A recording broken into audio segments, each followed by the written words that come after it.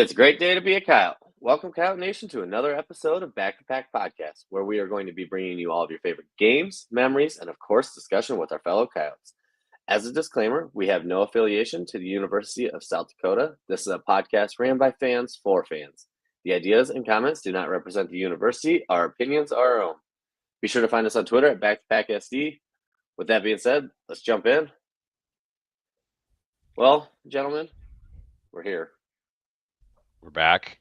We're definitely here. Who else we got here with us today? Yeah, throw it in the comments if you're joining us tonight. Oh yeah, we got Yote fan. Here we go. Yote fan was here early today. Let's go. Who else we got rolling in? Looks like Matt. We got Moofish. Oh yeah, absolutely. Bringing up clock management. Definitely going to talk about that. Yep, absolutely. Maybe we'll see about that.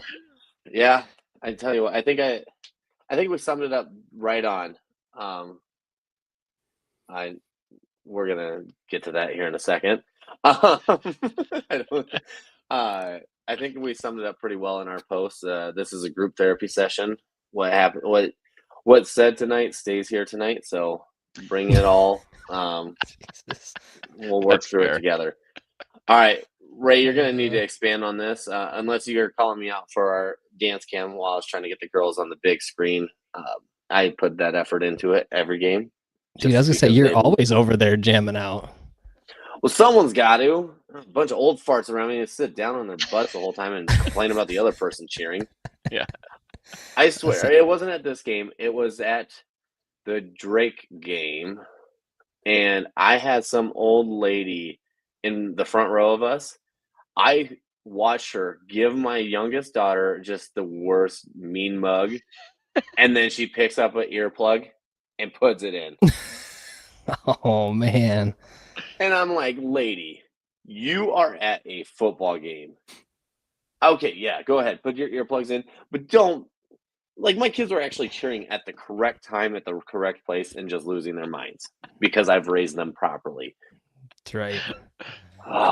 My youngest was kicking the back of an old lady's seat in front of us at the game as well, and we got the nasty get off my lawn, the nasty talking to from that standpoint as well. But such is life going to a game with a 4-year-old.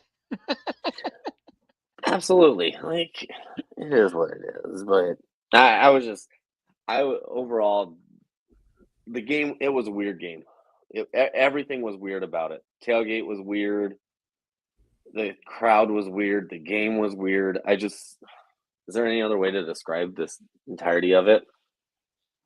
Yeah, I agree. I think the vibes were off, right? I kind of felt that. I kind of felt that from the get-go in the morning at tailgate. Well, yeah. I mean, I walked over to your tailgate to grab that flag from you, and I didn't have to walk around people. Yeah, it was the lightest. I mentioned that to you guys on Saturday, but it was the lightest traffic that I had seen coming in on Highway 50 there, at 8:30 or 8:45, whatever it was. But yeah, it was the lightest traffic I had seen all season, and the attendance numbers showed that too. Mm-hmm. Yeah, it's funny. Me and my dad made the same comment. It just the day seemed off from the very beginning, kind of this gloomy, nasty day driving down, and then the vibes just weren't there like they have been in the past. And I don't know if that's because the Yotes have been on the road the last couple of weeks. If D-Days was obviously the last home game, so that's always a great vibe. So yeah, but unfortunately those vibes kind of just stuck around all day long, and we all know the result. Absolutely. I gotta mention this real quick because Pat's in here. We got the show sponsor. Pat, the Orange Lot was empty, but I will say this: we absolutely crushed it at tailgate, dude. Our menu, our drinks, everything, dude. We don't take L at tailgate, right? Still undefeated. No. That's right. Absolutely. I think we have yet to lose a tailgate. I made it over to you guys' tailgate. Your setup was legit. You had the U shape going, the pancakes going, and had I not had kids and my wife at my other tailgate, I probably would have stuck around for some breakfast for sure. That's right. Pat's been killing it. Tyler's been killing it. The whole group. So love it. Yeah, we broke out the flat iron finally and did a little burgers on the flat iron too. So after everybody finally showed up, geez. Right? We didn't get through as many burgers as we thought, but nonetheless. All right. Are you guys ready to get started? Yeah, let's go. Let's get the misery over, rip the Band-Aid off here. So, real quick All right. before we go in, I sent it to you guys, but I had to write this down just because it's a lot and I want to make sure it came across correctly. But I just had a little message for Coyote Nation on all this. So forgive me for reading, but I want to make sure I did it right. But tonight, Coyote Nation, I just have to say a few words before we get started. Just on behalf of the whole crew here, I just want to say thank you. Thank you for showing your support to Back to Pack Podcast. We have enjoyed meeting each and every one of you, turning just these online connections into true friendships. We are grateful for all of your kind words and appreciation for authentic show we host and our passion for the University of South Dakota and this team. We don't say it enough, so hear me when I say this. Thank you for your support. Thank you for listening, your interactions with us online, and all the love you showed the three of us. We don't do this to make money or receive recognition. We do this for the love of the university. So thank you all for being here with us. Yep. Well said. Well said. Well said, indeed. All right. Let's do lemonade stand. Let's go there real quick. We did have, I know you sold some more tickets over the weekend, right? And the Carney family came in with $100 raffle donation as well. So they got 10 tickets coming their way. Trying to think what else. Didn't do a whole lot of jelly shots, did you, over there at your side? I mean, it was thank yous for buying raffle tickets. So I'll give you guys all an update here. I will take a little blame for the bad juju because at the end of the day, we ended up raising $666 from Jello shots and beef raffles. So our bad. I mean, I think that might have had a factor into the situation. But one more dollar would turn the tides. Dang it. So I'll make you guys feel a little better though too. I do have $786 that needs to be still put into this standings. Nice. Because we've really stacked them up. I have a ton of names lining up, and now I'm doing my door-to-door salesman. I'm calling friends and family about this because at the end of the day, this is such a great raffle to do that we're going to be getting into more here. But it's such a great raffle, and it's for such a great cause. I'm definitely going to try to up as many ticket sales as I can do here. Yeah, and obviously we're still crushing this thing, so we're going to keep it rolling. We've got a couple weeks left yet, so definitely more to come. And with that, you've got a big one this week. Let's go ahead and talk about this for Aiden. Absolutely, yeah. This is something I'm really excited about, and I hope at least you, Mitch, can join me. I'm hoping Grant can sneak a kid or two down for the costume contest here. But we were reached out. The Back to Pack Twitter account was reached out to by Kristen Hofer, who helps all of this. I mean, she is an absolute rock star in setting up the Alex Lemonade stand, working with Northwest Mutual on all of this. So what she's done is just unbelievable in getting this going. But between her and Aiden Bauman, there is going to be a costume contest on October 30th in Vermilion at the W Social House. Now, there's going to be 4 different costume contests, and I have the details actually typed out here with it. First one, with the most amount of prize money you can win, is best overall costume at $250 to win there. We have ages 12 and under at a $50 prize, and then ages 13 and over at a $50 gift card.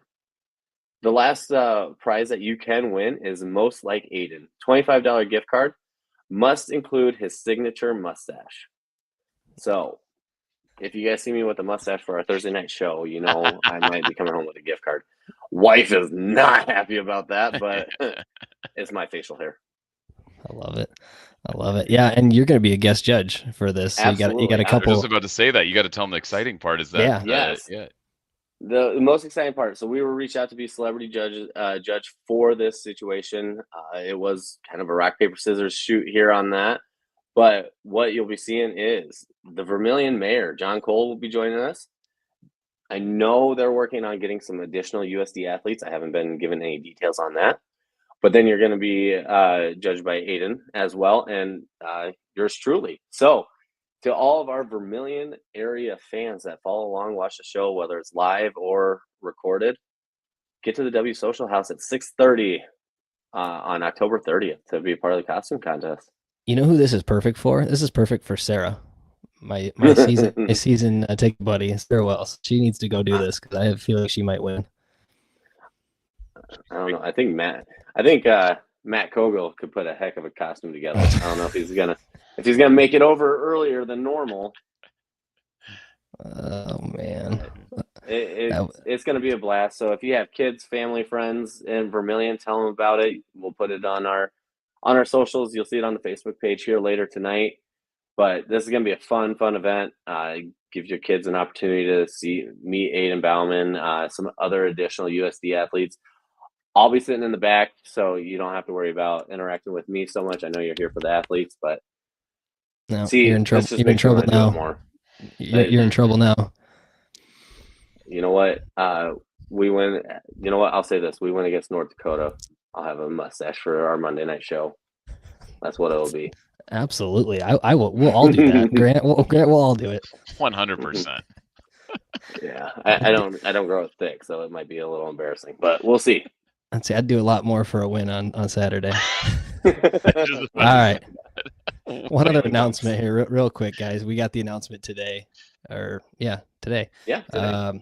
For the November 8th rivalry game here, the Interstate Series against SDSU. That's a 3 p.m. kickoff on ESPNU. So we didn't get the premier nighttime time slot, guys, but kind of the next best thing. You want to know what the best thing is? That's not an 11.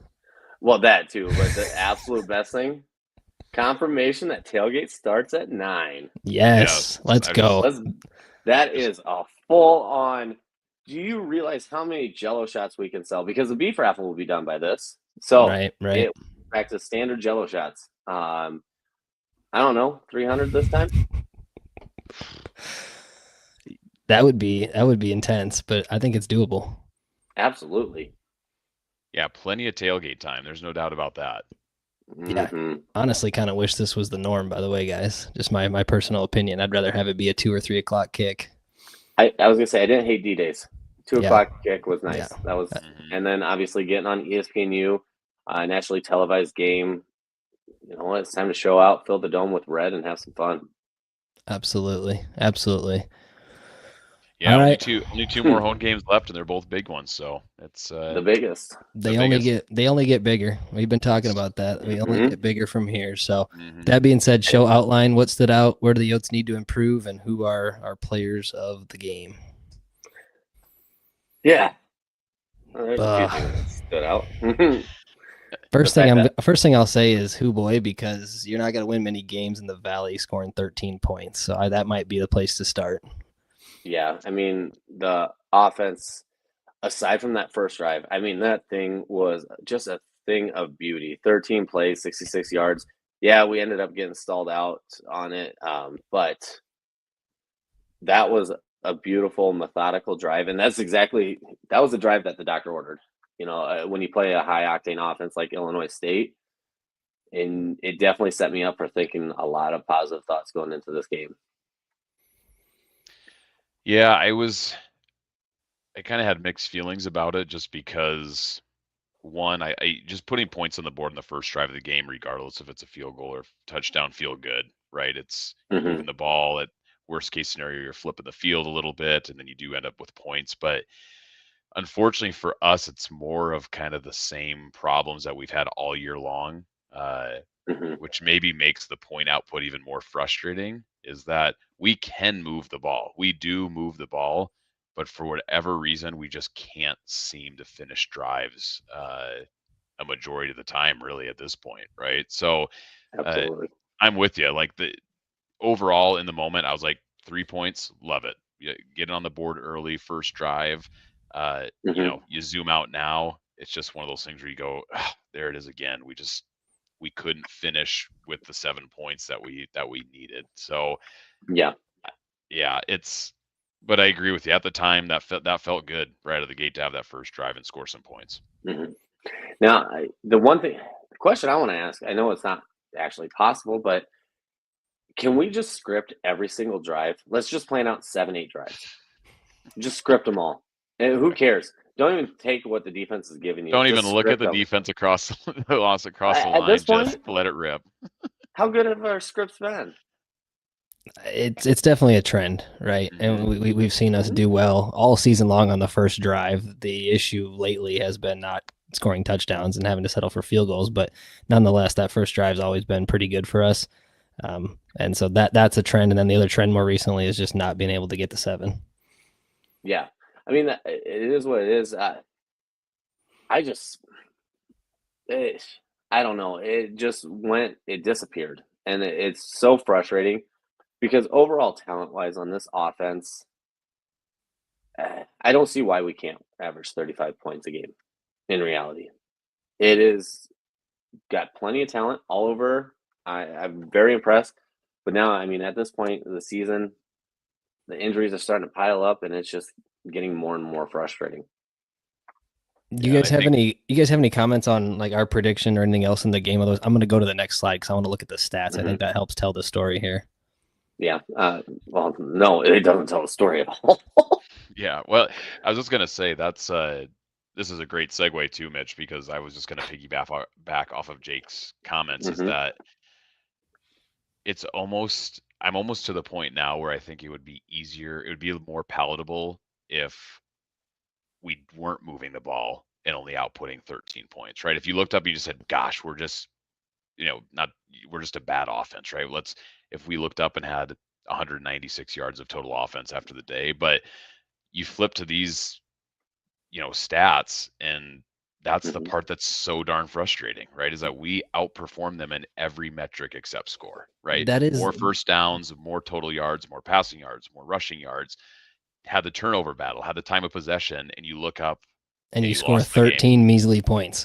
That's so frustrating. To your point, Grant, that's what drives me absolutely nuts is that you're moving the ball. Same thing against the UNI game that we went to, right? On the road, same exact issue. You're getting yards and you're not finishing drives into points. And whether that's missed field goals or just not converting or whatever on third down, that kind of stuff, like it's more frustrating to your point, like what you said, it's more frustrating this way than if we were just a bad offense and like just couldn't move the ball. Right. It would be easier just to send in and just say, you know what, we're just a bad team. But that's exactly right, Jake. Like we all know the potential's there. We see the talent. We see it move up and down. It's just tough, right? It just makes it, in my opinion, that much more painful. Maybe I'd be saying the opposite if we really did output 190 yards. We go, oh my gosh, this is just terrible to watch. But it is. It's just, the potential's there, and that just makes it so darn painful, unfortunately. Yeah, and shout out Jay Elson too, Midcoast Sports. We always hype those guys up, but he summarized it really well there with his tweet. And that's when I saw that after the game, that was really just kind of the bang your head against the wall part for me. So I kind of want to just jump off to the side here about this game and just the overall feelings, because I'll be honest, with it, I'm just disappointed. It's what it comes down to. Just we know what we're capable of. We know what we have. It's just not showing up, whether it's mental or physical injuries. There's something going on with this team that we just can't figure out.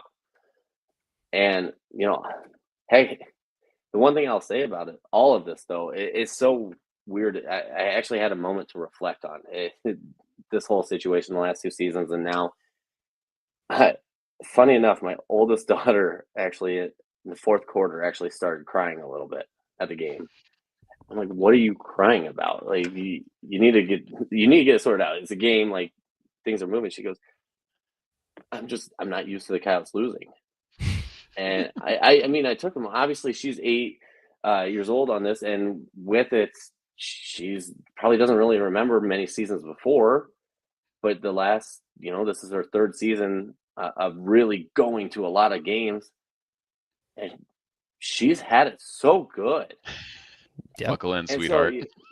Yeah, and so I mean, I took them. It was a perfect opportunity for me to really dive in and understand, like, we've had it so good, and we still do. We know what's there, and something's gonna give, whether it's good or bad. Something's gonna give, and we're gonna figure this out. But being able to, see that and self-reflect, realizing, first of all, at the end of the day, this is just a game. We're all getting together to enjoy our company, enjoy these kids going out there and playing a sport that they've grown up loving. that we grew up loving, but then also understanding that winning and losing is just a part of life. And sometimes the good rolls and you're just having a blast. But sometimes it comes back to bite you. Life always finds a way to even everything out. And I mean, that's where we're at right now, is just going through a little bit of an evening spell. Yeah, the eternal optimist in me, right, is because like we were just talking about, the ride home, at least for me, at least for me back to Sioux Falls, it just stinks, right? You're thinking about the game, you're thinking about the result, but then again, these stats hurt because we know what the result is, but these same stats also give you the optimism going into the next game. That's the other part that's kind of maddening about all this, right? Is that you look at these stats and you're like, okay, this team is capable of moving the ball, scoring the ball. It would be a lot easier, again, back to where it's like, well, this team's just bad, right? Just flat out bad, and they're just nowhere close.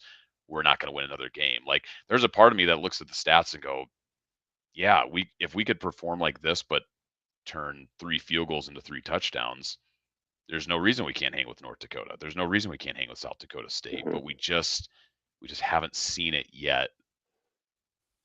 And so it's just hard to imagine that. But that is kind of the glass half empty or glass half full, if you will, part of this, right? Is that it is out there, but man, oh man, after 9 long weeks of not seeing it, it's just hard to get yourself in a frame to say, okay, this is going to be the week that we pop off and score 35, 38, 42 points. It's just hard to see at this point.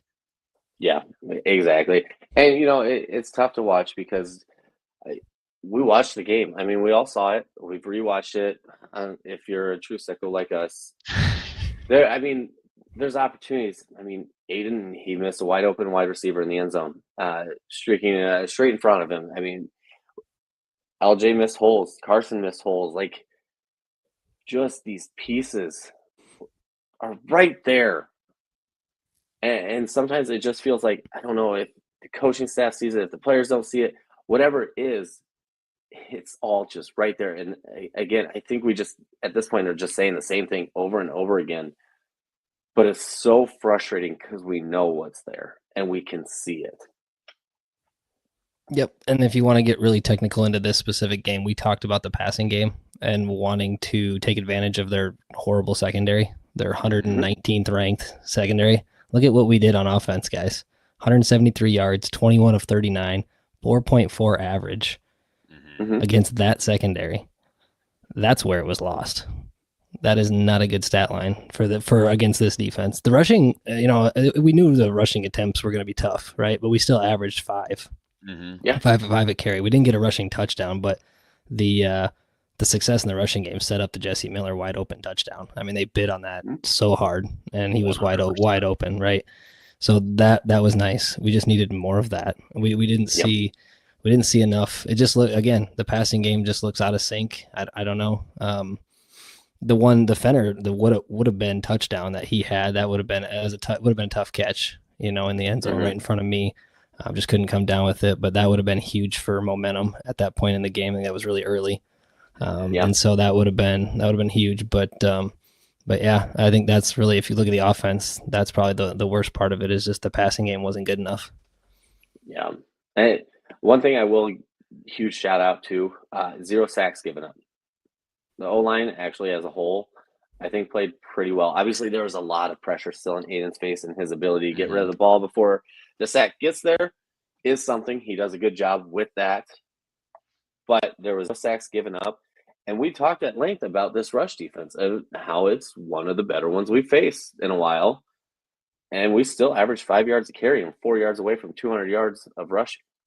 Yeah, so if the front end of the operation is good, you got to look at the other end, which is the receivers. Like, are they getting open? Are they they're getting hands on balls? Are they actually securing the catch? Like, those kind of things. Yep. You start looking at routes being ran downfield and those kind of things, and then what's developing and what Aiden's seeing. There's a lot of pieces to that, and I agree with you, Jake. The O-line, I thought, did a pretty solid job. Yeah, and I mean, it's young, so definitely a lot of positives to take away from that. Seeing that. But yeah, it's getting tough, and I mean, here we're not the only ones that see it. There's plenty of people out there that are seeing So I hope Aiden starts seeing the field. It's there, and I think he knows it. He's seen it in film. Things are going to come together. At this point, I think the Dakota Dome tweeted out the best. Now let's just play spoiler. At this point, Well, and I was just going to say, and I understand that sentiment, but although it's not great, right? This loss puts us in a really bad position for playoffs. I've talked about in past shows. I think 8 is the magic number, right? You need 8 FCS wins to make sure you get in. Has there historically been teams who've gotten to the 7? Sure. I just don't think our schedule resume would warrant that. So, 8's still the magic number. Nor our styles, because our wins haven't been pretty wins, right? So that everything's a factor there. Yeah. Well, to that point, I mean, 8 wins is still mathematically there, right? It requires to win out. And your back's absolutely against the wall now. You have 0 margin for error. You had 1, right? We talked about that. You had 4 games left. You had one. You could do 1 loss, 1 slip up, right? And now you have 0. You have absolutely 0 margin. So I'm curious, guys, to know after this performance was kind of a stinker, and oh, by the way, it snapped our home game winning streak. Yes, which really bothers me because it was against this team, which I kept calling a paper tiger all year, all off season. And it's a team that you guys liked, and I don't think this team is that good. Like, let's be honest, I don't think this team is a top 20 team. The team that we saw in the Dome Saturday is not it. I think it says that says a lot about us too, right, in the very moment. But I don't think Illinois State's that good. But that being said, you look at like bigger picture, and like I said, there's 0 margin for error, and I'm curious to know, now that we've been punched in the face in this game, how do the boys respond? With UND, a bigger game, tougher opponent, rivalry game coming to our house. Yeah, I mean, at this point, I'd still say, I wouldn't even think about the playoffs. I'm not saying that they're off the table by any means. Like, it's there. You guys mentioned that 7-win team has gotten in. I doubt it now with the Ivy League being a part of this. There's just no room for a 7. 8 still is questionable. I doubt we even have a home game at 8 wins. But with it at this point, it's just time to play for yourselves. It's time to play for your friends standing next to you, the name across your jersey. Just go play. And then at the end of the day, it kind of comes back to this old thing about manifesting. I've heard when you're trying to manifest something, you're gripping and squeezing and just trying your best to get it. It only evades you more. At this point, just play loose. You have nothing to play for besides yourself, and just do it. Leave the legacy behind that you want to leave. That's a good point too, Jake, because I'm actually curious now too, is that we're kind of the point now, and we've talked about it, right? Let's just look at the last 3 game sample size, right? 19 points, 17 points, 13 points. Like, the points just aren't getting to the scoreboard. And now that it's literally do or die time every single week, I just kind of wondered, will we see something more creative? Will we see different packages? Will we see more shots down the field? Like, at some point, the definition of insanity is trying the same thing over and over again, the same results, right? So I hope they do, because really you have nothing to lose either way, right? Because what we've been doing isn't equating to points. Again, you can look at some total yardage numbers that look pretty good, but at the end of the day, it's all about the points. So who knows? I guess I would like to see them do something maybe a little bit different, just to give a new wrinkle to something. And maybe we can talk about this more on Thursday, but it's do or die time now, because for all intents and purposes, to your point, Jake, another loss ends the playoff hopes, and then you're just kind of playing for pride at that point. Yeah, heck, at this point, I think you're playing for pride. Just take each game one at a time. Here's something else that causes issues on talking about scoring points is clock management. Guys, we can't leave this show without talking about how bad the clock management was at the end of the first half, and then really almost the entire second half. I was very confused on the first half situation. I personally don't know what the plan was. It was weird. Them calling timeout, giving us an opportunity because we tripped them up in their defense, and then us coming out to kneel it out. It was a really strange possession. You're talking about the one at the end of the first half? Yeah, at the end of the first half, yes. Yeah, that one was really weird and all sorts of bad. The one that really bothered me, because let's be honest, like the one at the end of the first half was kind of a long shot to score there anyway. Mm-hmm. But if you make one big play, you're kind of set up, but didn't even really go for it. But anyway, the one that really bothered me, guys, was the fourth quarter and the no sense of urgency by the offense when you're down 11 with like 8 minutes left, and you're calling plays, you're huddling, you're walking to the line of scrimmage, like you're going through our normal typical offense, and you're not showing any sense of urgency, both getting the plays in, getting to the line of scrimmage, like just nothing. And for me, that's a huge red flag. Like if that's what we're gonna do, then I think this team just is what it is at this point. Yeah, I question them. I'll say this too, and the reason why I was so questioning not changing up the rhythm of the offense in the fourth quarter, especially 8 minutes or less. When we went up to NDSU, our best drive was when there was a minute left and we went full spread, and we tore up NDSU through the air and moved quickly. I was actually really impressed. That drive's going to stick out. I ended up I can't remember if it was a kicked field goal or a missed field goal, which doesn't matter, but we actually moved down the field in a relative pace. We have the personnel and the quarterback that I would want to lead you through a 1 or 2 minute drive. Mm-hmm. We can do it. It just, when you're snapping the ball with 15 seconds left on the play clock after running the ball, yep, that was killer. And like possessions were critical because at that point we'd done nothing, right? And so possessions are going to be absolutely critical, and you don't know how many possessions you're going to get. There's no guarantees you stop Illinois State. They could go on a long possession and the game's over. And so that's what really bothered me is that. And then, thinking about the offense and just being out of sync, like sometimes just changing it up, and whether that's just tempo and going 2 minute offense, sometimes I can spark an offense, even if it's at the end of the game like that or in the fourth quarter. I'm not saying do it the whole game per se, but just mixing it up, sometimes that does provide an instant spark. So I don't know. I was really, really kind of disappointed and frustrated to see that. And I'll jump into it. On the last possession, obviously, 96 yards to go to tie the game up with 10 seconds left. Obviously, like, it's a long shot. Yeah. But the fact that we didn't have Tennell in, it made me question some things.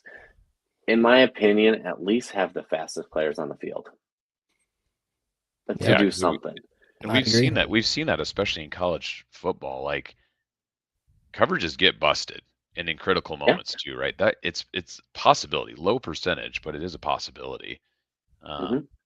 So I'm with you on that. I mean, just to comment a little bit, I don't want to beat this to a pulp with the clock management piece of it, but the one part that was just brutal, and it really can be quantified is, we had I think our longest drive in the fourth quarter was 12 plays.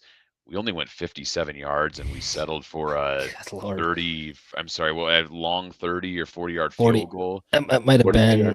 That might have been. Yeah, Will's 42-yarder. Yeah, Will's 42-yarder that took 6 minutes. And again, when you're talking about efficiency, we were talking amongst our group. I said you're almost better off going 3 and out and burning 40 seconds off, 40 seconds off the clock, punt, regroup, and try again than 6 minutes to come up with 3 points. I mean, that part I don't understand. And the other part that we were, again, our group was, as it was happening live, was pretty upset about is you'd get these bigger plays, and we were all saying, okay, now go, don't let them sub. And every time they would do it, we would sub, which gives them the opportunity to sub, which burns more clock. We're huddling up. It honestly looks like our offense is in slow motion and just out of sync. It is almost like I thought maybe I was misreading the scoreboard and thinking, hey, we're down 11, right? At this point, felt like we were the team 11. Felt like we were the team that was up 11. And we were joking too. It felt like Illinois State was probably doing backflips on their sideline, watching what was going on. They're saying, "Sure, if you guys want to take your time, you can have the ball as long as you want. We're up 11." two Now, scores, but 2-point possession mhm. or 2-point conversion has to happen. It really feels more like 3-point or a 3-possession game at that time. Yeah, I will say this though, it played out. It played out exactly how you wanted it to play out, though. Obviously, you'd much rather score a touchdown on that 12-play drive. Just plain and simple. That it is what it is. But you look at it, you kick a field goal, you are down one possession, and you kick off, and Illinois State wastes less than a minute and go 3 and out. So we take over with 2.5 minutes left and 2 timeouts with the 2-minute warning. What kid doesn't dream up of that scenario, that exact scenario, playing football in the backyard? Yeah, I get what you're understand. saying, but that's easier said than done too. And 2-point conversions are no automatic. So I don't know. For me, it just goes back to the offensive mentality. It just doesn't seem like we have the kind of that killer instinct to just go for it. Yeah. I mean, yeah, it's a long stretch. I definitely wish we would have pushed it more, but we were also right there for it too, to still tie it up. And heck, we even had a chance 17 seconds left at the end of the game for one more time, even after that, with 2.5 minutes left. Yeah, Pieces are there. Yeah, and I That's get all I what you can say say. too from the metrics. Like technically, you've got an opportunity to go and tie the game. You're putting a lot of pressure on one drive. I would just rather them maximize as many possessions as possible, because also too, our defense I thought played great. I think they played good enough to win the game. So I think Oh, you can have a lot yeah. of faith in your defense, right? To say like, hey, we're gonna go out there and sling it, and if we go 3 and out, we need you guys to step up for us and answer the bell. And Hmm. I don't know, I on the way the game flow was going, I had a lot of confidence the defense was gonna do that, and they did do that to your point, right? They Yeah. after the field goal, it was a 3 and out. It They only burned a minute. they did and they got them to go 3 and out at the beginning of the game too. I mean, there were Yeah, right away. several stops in this game. I know that we gave up 21, but in my mind too, guys, the defense did enough to win us this game. Yeah, I mean, had you showed me the stats and their score, obviously now yards are tough too because the punting wasn't there. It's tough. It wasn't Evil's best game by Yep. any means. So Yep. opportunistically, the yards they had less yards the game than we did. Easy to say. And yeah, so and obviously, coach mentioned that. I can't remember which show, but he mentioned that we lost the field position battle big time in this game, which we did. I mean, we really did. They had short fields, we had long fields. For probably the first time this year, to be honest, because we have been exceptionally good field position wise. Yeah, and Evil flipping it with the 60-yard punts. That's been a luxury all season, and it just didn't happen in this game. So that, but you can't live and die by that either. No, it goes back to the offense just not being able to execute. And I'll say this though: had you showed me the stats, the score of just Illinois State, I would have assumed we won. Heck, I predicted Illinois absolutely. State. The score should have been flip flopped. Right, right. And yeah, I mean, had they had longer fields to go, maybe it would be flip flopped. But at this point, there's not a single person you can blame. Not just one singular person. No, absolutely not. It never is in football either, right? It isn't. Yeah, I mean, yeah, you can sit there and think back on certain plays that would have affected the game, but there were other plays that got us to that point that probably could have went differently as well. And so I will never blame it on a player unless he has multiple penalties, dropped 7 passes, whatever it is, threw 7 picks. Like that's where maybe a little bit, but this was just a team side of things. It was tough. Hey, I'm going to go here real quick with Ray's comment. Do you think there'll be some coaching position changes? I just want to say that Ray, there's no way that any of us here could predict that, but I will say this: it's going to be interesting off season because I'm not saying there will or won't be, but I have no idea. But it'll be interesting because this is an all new staff, right? First time together, and so it'll be really interesting to see how that evolves with maybe guys jumping out, whatever. But at this point, middle of the season, almost done. They're not going to change anything. No, definitely not at present. But no, nothing will change at this. At least in the coaching staff wise, and I really, everything holds pat going into the offseason. I don't expect anything to change either. It's just every single one of these is doing it for the first time at this level. And first time working together too, really. I mean, there's a lot of new guys in new spots, and so yeah. Coach Kirch has called defensive plays before. He's a defense coordinator before, but that was at Northwestern. It's a lower level. You got Vitzthum and Morrison both calling plays at Grandview. Again, they've been offensive coordinators in the past, but that was a different level, different athletes. And that's really what it comes down to. It's just a whole different game and just figuring out how to play. And then you're also playing tenured coaches that know how to play the game, maybe a little better than you, is really figuring out how to play along. Yeah. How about not to derail our main conversation from that, but that's maybe a caveat that we don't talk about enough and give credit to enough. But that we have a lot of guys in their first year, and I always jokingly say nobody's excellent at their job in their very first year, right? I mean, first year clarify first year at USD. USD, again, yeah. Exactly. It's not like that's their first year coaching ball. Yes, correct. Yeah, they're not the first year of coaching ball, but first year of anything, right? Like even Coach Bob, who we all hold in extremely high regard, had some pretty bumpy seasons to start with, and that's a guy who had done it just about everywhere. So I know it doesn't ease the pain of anything that's going on this season, but something to put in the kind of on the back burner as maybe a little bit of grace for some of these folks. Now, not statistically speaking anyways, but Strebler's season wasn't far from this, record-wise. Yeah. Let's just remember that. Like, what we've had in the way pass of FCS compared to recent success, we were praying for seasons with this kind of record, with this kind of close output. And so we've come so far. And am I saying change your expectations back to the early times? Absolutely not. Right. And that's great definitely programs. Part of it. Great programs know how to handle these kind of expectations. And again, first time at this level with these kind of expectations, yes, there's going to be some hiccups. I think I just think everybody's trying too hard. That is what it comes down to. It's felt like that, kind of just playing too tight this whole year. Mm-hmm. And that comes with the expectations, right? The championship expectations, which, internally they push that, we've pushed that, all the fans expect that with recent history. So that just makes it tough. But guys, let's talk about defense real quick. Just DeJuan Lewis. You made the comment about pain. You made the comment about pain. He brought the pain on Saturday.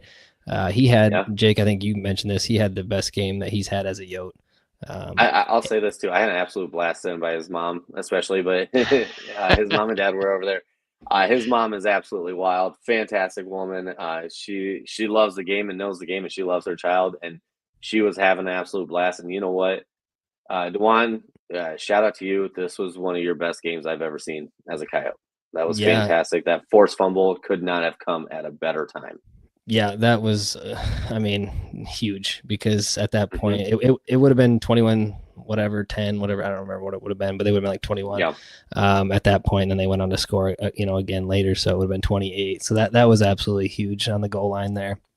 And you'll see him here again in a second, guys. But shout outs, some notable first. You had Jackson Accardi making his first career start at tight end, second game this year that he's played in. Yep. And then a big one, we mentioned this earlier, but tight end Jesse Miller, first touchdown catch, wide open, which sometimes those can be the absolute toughest to catch when you're so wide open, right? And going towards that back corner of the end zone there.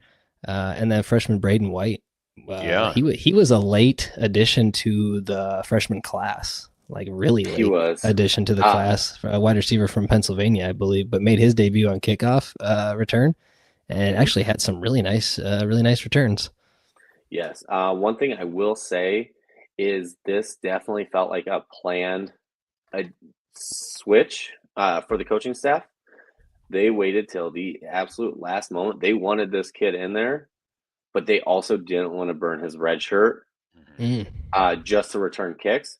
So now I would not be shocked if he is our main kick returner. I was thoroughly impressed with his speed, his ability to read the situation in front of him and hit it hard. So I wouldn't be shocked. He took a couple that I was like, oh, wait, is he gonna go? Oh crap, he's going, and then he, had some nice returns. So pleasantly surprised, and I think that's a good point you make about the red shirt. I didn't think about that, but yeah, Mm-hmm. So yeah, that's a big thing to look at. Surprising that this is a career high and far high for Aiden on pass attempts. That seems wild, doesn't it? Mm-hmm. At 38, first of all, it didn't feel like he threw it 38 times, and the fact No. that he hasn't been close to 38 previously, like it wasn't even close. Right. Mm-hmm. 9 more than his previous high he's done twice. That was crazy. Yeah, which I mean, it makes sense, right? We talked about that in the previous show with their passing defense. Like the opportunities were there, just not connecting. But running back Carson Fletcher, I tell you what, we were excited coming out of the game about this kid.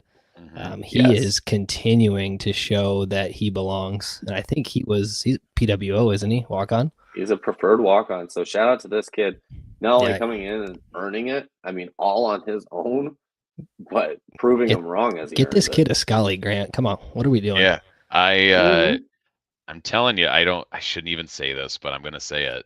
He's got a little bit of that Tice in him, is what it feels like. Just I'm not saying he's him. Don't.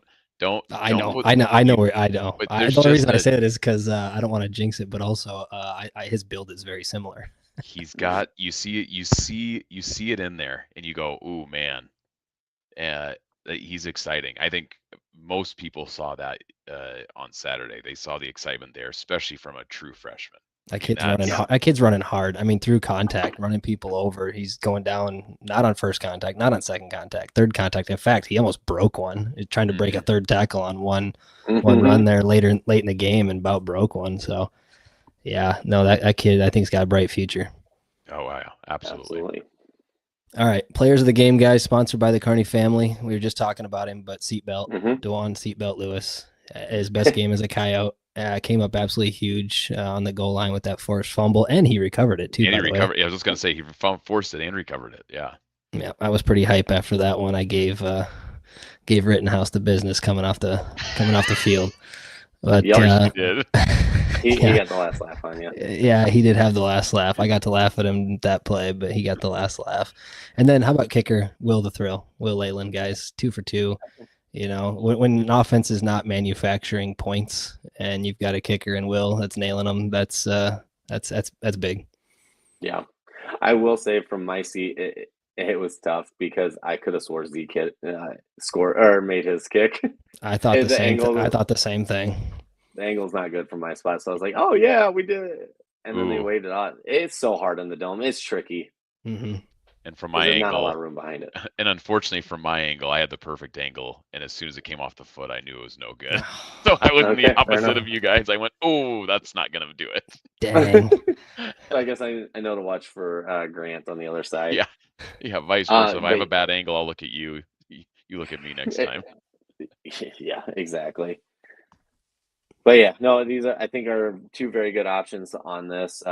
Tyson Bowes is coming along nicely. I'd like to give him some flowers too. Jesse Miller getting his first career touchdown. Shout out to them.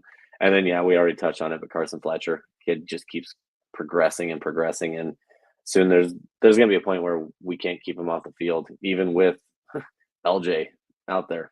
There's no reason to take him off the field. Yeah, him and LJ a good 1-2 punch. We know LJ's a little banged up. He's been carrying a heavy load, so it's nice to have another guy step up and be able to shoulder some of that. Absolutely. Yeah, and I will say before we wrap up, speaking of LJ, let us not forget LJ just another quiet 130 yards on the day. No big deal. It's just unbelievable. I mean, the only thing missing from his stat line, Grant, is a touchdown. That would have been. I mean, because again, that rushing defense is really good, and we talked about that in the previous show. And so, had we been able to punch one in with him, I think this game's an entirely different story too. Yeah, I mean, he's on the verge of out rushing. Both average 5.4 and 5.0 yards respectively, and as we knew, against a tough rush defense, hell of a job for them. Yeah. They were tough yards too. Mm-hmm. Absolutely. Well, they're not the only one. Heck, Aiden averaged 8 yards a carry. So 1 for 8. That's impressive against this kind of defense. Better start drawing up some more plays for old Aiden to run, huh? It was good to see. I will say this. Oh, what the heck's going on? All right, sorry. My computer's wigging out on me. So no, I'll say this too with LJ. He's just quietly creeping up, not just on the 1,000 yards because we're obviously well past that, but he's about to pass Charles and Travis for the highs that they set last year. And how many games did those guys get? Right. Mm-hmm. It's crazy. So, I mean, shout out to that kid. He's just doing it and doing it well. So he needs to do it real well next Saturday, including the O-line, because that run defense is top 5 at UND. Mm-hmm. I don't have to look that up. I know that off the top of my head. So yeah. All right. So we got one more slide left, right? It's just the. Yep. Okay. So closing notes. I'll just say this. I got a text from a friend Saturday. And all it said was no giving up yet. And my response, and I think is perfect for this exact situation right here. It may have been a punch in the gut, but it is going to take a lot more before I give up. I do hope there are some changes this week. We didn't choose the Coyote life because it's easy. We chose it because it's awesome. So perfect. Yep, I think that's the perfect way to end it. Unless you guys got anything else. No, I say we're not going anywhere, right? No, and I'm very curious to see what team comes out on Saturday with their backs against the wall and some Coyotes that I'm very curious to see if this team's going to pack it in or they're going to come out with fight. So I can't wait to break it down. Perfect. It's a great way to end it. Go Yotes. Go Yotes.